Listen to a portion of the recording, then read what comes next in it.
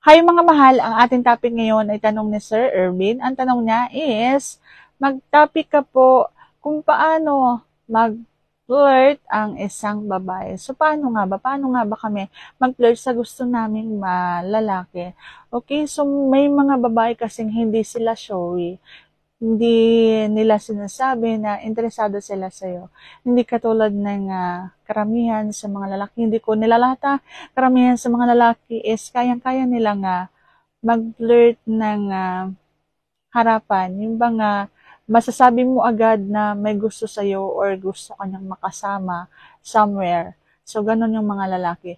Pero ang mga babae kasi, okay, sabihin na natin hindi lahat. May mga babae talagang kaya nila magsabi nga gusto ka nalang makasama. Pero karamihan talaga sobrang maraming mga babaeng hindi nila masabi sa iyo na gusto ka nilang makasama somewhere. Okay, so paano mo nga ba malalaman? May mga senyales akong sasabihin sa inyo, may mga pinapakita ang isang babae para malaman mo na nag-flirt na siya sa'yo, okay? So, pag-uusapan natin yan. Kung interesado kang malaman, please keep on watching. Pero bago yan, kung bago ka pa lang sa akin channel, please consider to like this video and subscribe my channel. Ayan na nga. So, unang-una, ang ginagawa ng isang babae is yung tititig siya ng tititig sa'yo kahit na malayo. Kahit na malayo, malapitan, lagi mo siyang nahuhuling nakatitig sa'yo. Okay? Lalo-lalo na sa mga mata mo.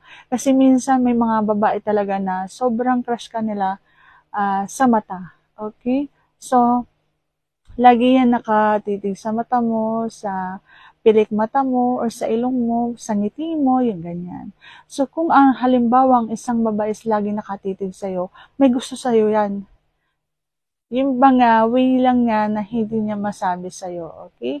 So, nakatitig yan and minsan napapakagat labi pa and napapatulala pa, okay? So, ganun ang mga babaeng hindi makapagsabi. Ganun sila nagpi-flirt nang hindi mo nalalaman, okay? Kasi may mga manhid talaga ang mga lalaki. Pangalawa, lagi yan nagsasabi sa'yo na gwapo ka. Once ang isang babae nagsabi sa'yo gwapo ka, totoo yan. Paniwalaan niyo yan, guys. Kasi, ang mga babae kasi hindi lang yan basta nagsasabing gwapo. Uy, gwapo ka, gwapo ganito. Okay? So, ang mga babae kasi kapag sinabi nilang gwapo ka talaga sa paningin nila. Okay? So, hindi lang sa nanay mo gwapo ka, pati sa mga babaeng may gusto sa'yo or may nararamdaman sa'yo. So, ganon. Gwapo ka, magandang mata mo, pilik mata mo, matangos ang ilong mo, yung bagang parang puging-pugi siya sa'yo, kahit sa iba naman hindi, okay? So, ganun yung mga babae nga gusto ka talaga, okay? So, pangatlo gusto niyan laging kasama ka, okay?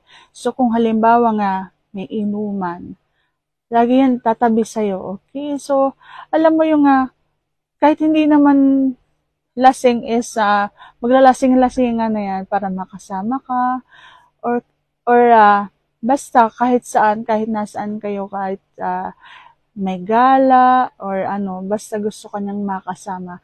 Ibig sabihin, piniflirt ka na niya. Yung banga gusto niyang malapit sa yung abot kamay ka niya and naghihintay lang yan ng tamang pagkakataon para makasama ka niya. Okay? So, pang-apat is panay touch na sa'yo. May mga babae talaga nga, yung hawak siya sa kamay mo or sa bisig mo, hahawak siya sa shoulder mo, yung mga ganon, tapos may konting pa-chancing para maramdaman mo yung kanyang bango, yung bang kanyang aura, yung mapansin mo. Okay? So, kung wala kang talagang napapansin sa kanya, meron siyang nararamdaman para sa'yo. So, kung yan ay nakikita mo sa babaeng lumalapit-lapit sa'yo, so, yes, nakikipag-flirt siya sa'yo at hindi mo alam yon. Okay? At sana nasagot ko ng tama ang iyong katanungan or pinapatapik. Sir Erwin, thank you for watching, guys. See you on my next vlog. And if you like this video, please consider to like this video and subscribe my channel.